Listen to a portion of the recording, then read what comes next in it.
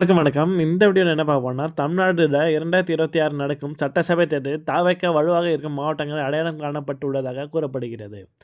ஆளும் திமுக ஒரு தனியார் ஆய்வு நிறுவனத்துடன் இணைந்து நடத்தியதாக கூறப்படும் சமீபத்திய கணக்கெடுப்பு ஒன்றில் த.வெ.க. குறிப்பாக முக்கியமான தகவல்கள் இடம்பெற்றுள்ளதாக கூறப்படுகிறது. ஆனால் அது அதிகாரப்பூர்வமற்ற கருத்து கணிப்பு என்று கூறப்படுகிறது. இந்த சர்வேயில் தமிழக வெற்றிக் கழகத்தின் டி.வி.கே. வாக்காளர் ஆதரவாளர்கள் நகர்ப்புறங்களிலும் கிராமப்புறங்களிலும் இடையே மிகப்பெரிய இடைவெளி இருப்பதை காட்டியுள்ளது. அதாவது அந்த கட்சிக்கு நகர்ப்புறத்தில் உள்ளது போல கிராமப்புறத்தில் பெரிய அளவு ஆதரவில்லை என்று இந்த சர்வே கூறப்படுகிறது. சர்வே முடிவுகளின்படி தமிழக வெற்றிக் கழகத்தின் நகரங்கள் மற்றும் மாநகரங்களை குறிப்பிடத்தக்க அளவிலான மக்கள் ஆதரவு உள்ளது. மாநகராட்சி மற்றும் நகர்ப்புற மையங்களில் கட்சிக்கு சுமார் 10 முதல் 15% வாக்காளர் ஆதரவு உள்ளதாக மதிப்பிடப்பட்டுள்ளது. தமிழக வெற்றிக் கழகத்தின் செயல்பாடுகள் நகர்ப்புற இளைஞர்கள், முதல் முறை வாக்காளர்கள் மற்றும் நடுத்தர வாக்காளர்கள் மத்தியில் நல்ல வரவேற்பை பெற்றுள்ளதாக ஆய்வாளர்கள் தெரிவித்துள்ளனர். ஆனால் கிராமங்கள் மற்றும் புறநகர் பகுதிகளில் நிலைமை வேறாக உள்ளதாக இந்த சர்வே கூறுகிறது. அங்கு தமிழக வெற்றிக் கழகத்தின் ஆதரவு 10%க்கும் குறைவாக இருப்பதாக ஆய்வு கூறுகிறது. தமிழ்நாட்டின் பெரும்பான்மை வாக்காளர்கள் இன்னும் பெரிய நகரங்களுக்கு வெளியே வசிப்பதால் கிராமப்புறங்களில் தமிழக வெற்றிக் கழகத்தின் குறைந்த ஆதரவு அந்த கட்சிக்கு ஒரு பெரு சவாலாக கருதப்படுகிறது.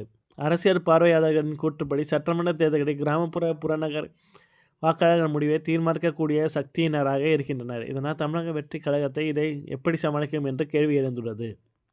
மேலும் திமுகவில் திக்-தாக் எனப்படும் சர்வே குழு நடத்திய சர்வே, இன்னொரு பக்கம் த.வெ.க.வின் உட்கட்சி சர்வே ஒன்றும் வெளியே வந்துள்ளதாம். அதில் தமிழ்நாட்டில் நடக்கும் 2026 சட்டசபை தேர்தலில் த.வெ.க. வலுவாக இருக்கும் மாவட்டங்கள் அடையாளம் காணப்பட்டுள்ளதாக கூறப்படுகிறது. இந்த மதிப்பீடு சென்னை, செங்கல்பட்டு, தருமபுரி, மதுரை, புதுக்கோட்டை, ராணிப்பேட்டை, தென்காசி, திருப்பத்தூர், திருவாரூர், தூத்துக்குடி, திருப்பூர், திருவள்ளூர், கடலூர் போன்ற மாவட்டங்கள் த.வெ.க.வுக்கு வலுவான கோட்டைகள் அடையாளமாக காணப்பட்டுள்ளது.